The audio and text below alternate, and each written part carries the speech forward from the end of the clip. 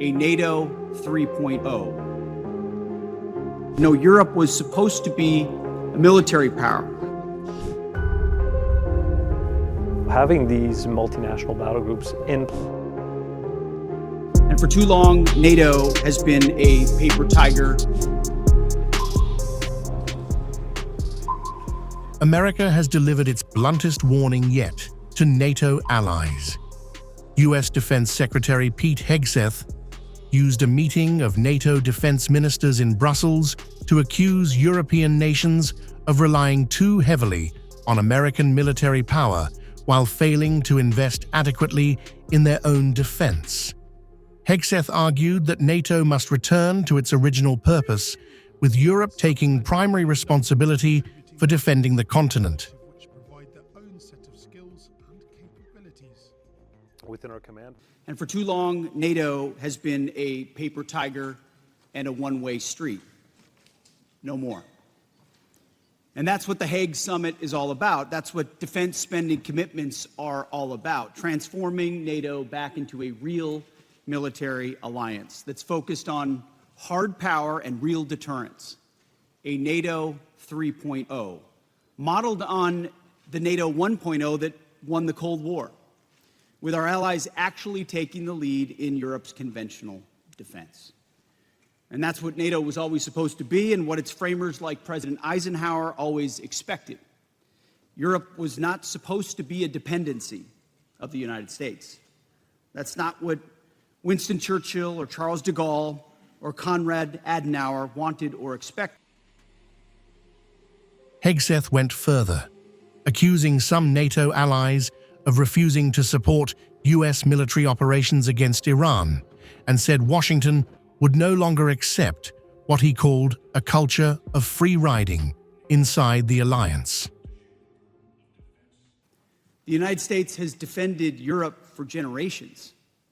And the president said, all he said was that our jets would need to take off from bases in Europe or our ships from ports to strike targets in the Middle East. Iranian targets that threaten European interests even more directly than they threaten us. But too many of our allies said no, or tried to drown us in arcane legal debates, or criticized us publicly for doing what they aren't prepared or able to do themselves. It was shameful. These allies, they put America's sons and daughters, our sons and daughters, at risk by denying them the predictable access, basing, and overflight that never should have been in question at all. The most significant announcement came when Hegseth unveiled a review of America's military footprint in Europe, linking future US commitments directly to Europe's willingness to shoulder more of the burden.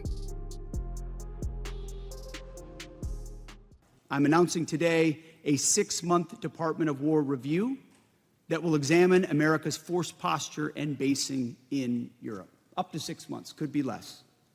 Let's call it the NATO 3.0 review. This review will be conducted with the benefit of inputs from the United States military, from European command. It will involve consultations with the US Congress and with our allies. But make no mistake about it, this will be a real review. It will be designed to ensure that NATO is moving fast and irreversibly toward Europe leading, stepping up to take primary responsibility for the defense of Europe. Okay, thank you very much.